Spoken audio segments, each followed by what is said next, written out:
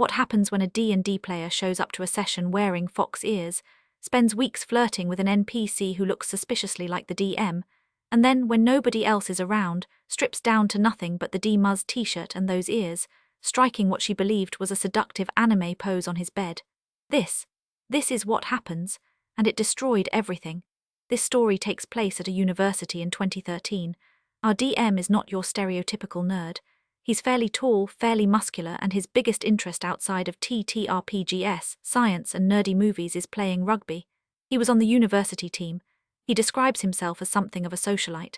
He likes hosting parties, loves being the center of attention, loves singing. In his own words, his highest IRL stat is charisma.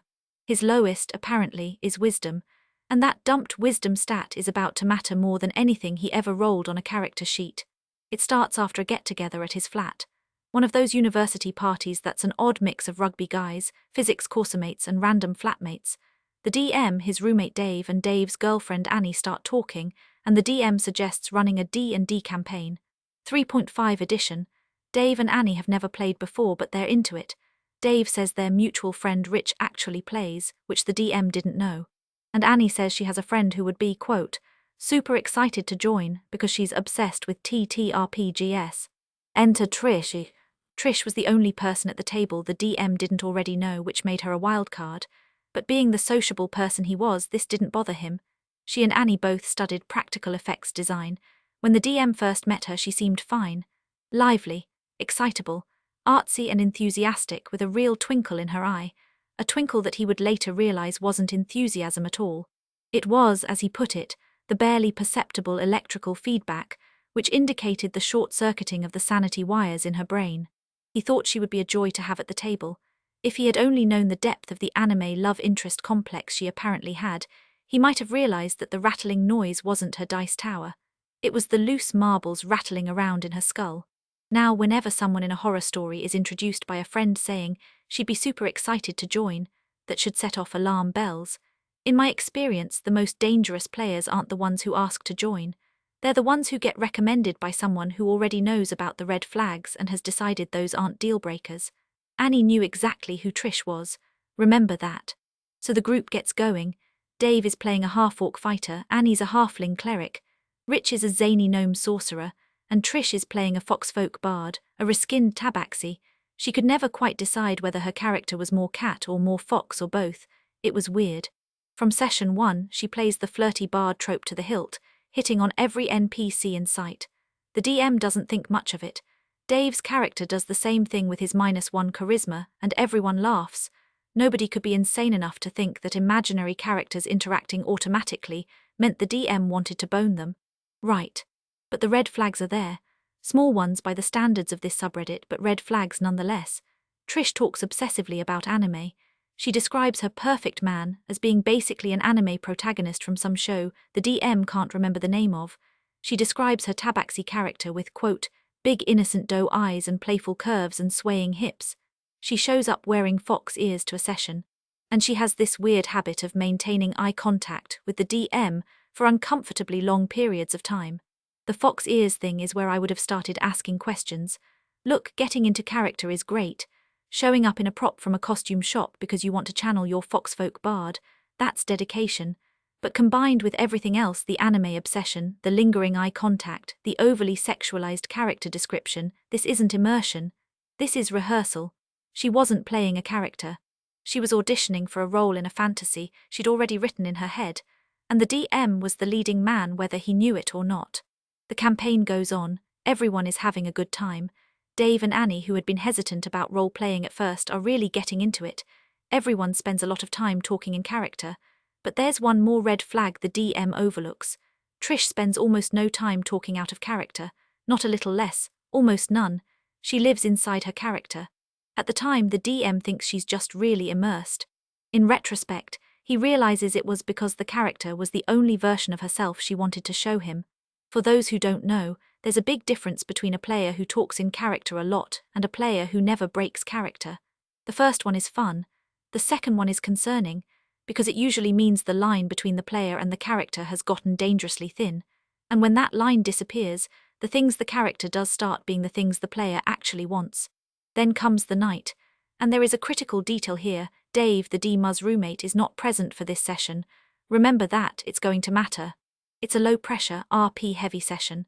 The previous session had been a big combat encounter with one of the villains, and a side story arc was wrapped up. So this is the celebration session.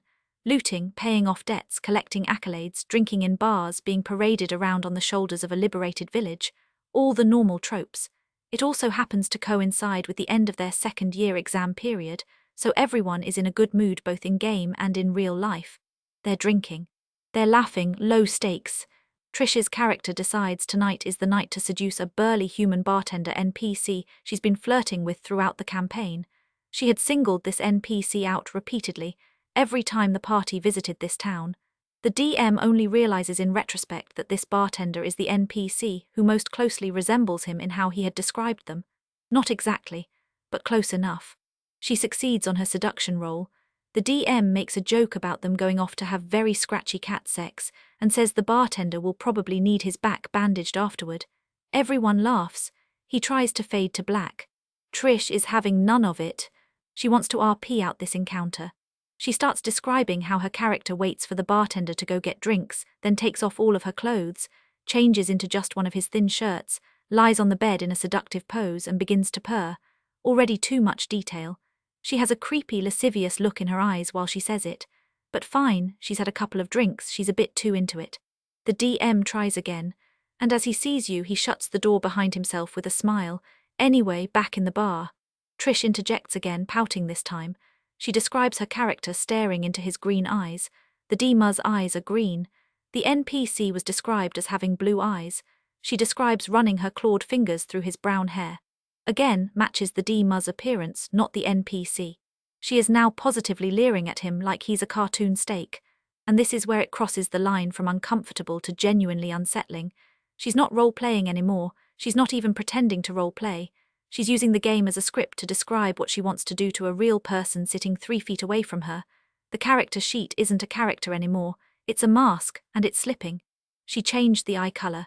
She changed the hair. She's describing him, not the bartender, and everyone at the table can feel it. Rich catches on immediately. He looks as uncomfortable as the DM feels. Annie, however, is giggling. The DM assumes this is just nervous laughter. It is not. The DM firmly cuts to black. But Trish looks oddly satisfied. She spends the rest of the session, which lasts less than half an hour after that, just staring at him and exchanging looks with Annie. After the session, the 4 of them are finishing drinks before everyone heads home. Trish excuses herself to use the bathroom. Then Annie abruptly gets up, declares she's going home and asks Rich to walk her across campus. They leave just like that. 5 minutes pass. The DM is waiting for Trish to come out. He starts thinking if she's taking that long, that's a mistake, just wait until you get home. He walks toward his room to knock on the bathroom door. And there she is. Not in the bathroom, on his bed. There's a pile of her clothes and underwear at the foot of it. Her sole items of clothing are one of his t-shirts and those fox ears. She's lying in what she apparently thought a seductive pose was supposed to look like. If the only time you had heard the word seduction was in Japanese and the sentence ended with senpai. She whimpers at him. Then she does this thing where she stuffs as much of her bottom lip under her teeth as humanly possible, in what appeared to be an attempt to devour her own chin, while blinking rapidly like she was trying to convey something in Morse code. The DM describes it as a mating ritual considerably more bizarre than anything he'd ever heard David Attenborough narrate. Then she speaks, "If you want your t-shirt back, you'll have to take it off me. I need you to fully appreciate the sequence of events that led to this moment." This woman sat through an entire D&D session. She used her fictional character to flirt with a specific NPC.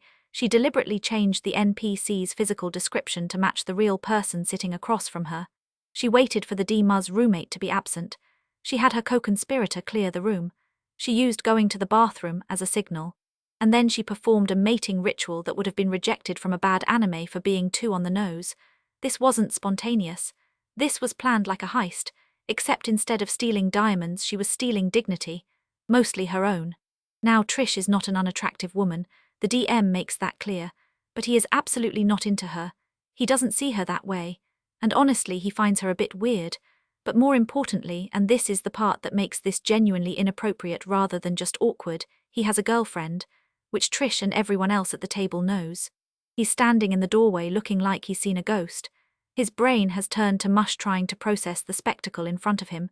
He tells her as calmly as possible that she can keep the t-shirt, but she needs to leave. She scowls at him, and then, and I truly wish he was making this up, she hisses at him, like a cat, a full-on teeth-bared hiss. Despite how deeply uncomfortable and annoyed he is, the sheer absurdity of it breaks him. He can't help it. He bursts out laughing. That is what finally snaps her. She grabs her clothes in a bundle, doesn't even stop to put on underwear, and runs out of his flat wearing nothing but his t-shirt, screaming at him the entire way. Annie and Rich, who had supposedly left, are about 100 meters away walking back toward the flats. Apparently Annie forgot something, so they, and everyone else who happens to be outside in a university quad, overlooked by several blocks of student halls, witness a 2/3 naked foxwoman throwing a hyper tantrum over getting rejected, creating an utter spectacle.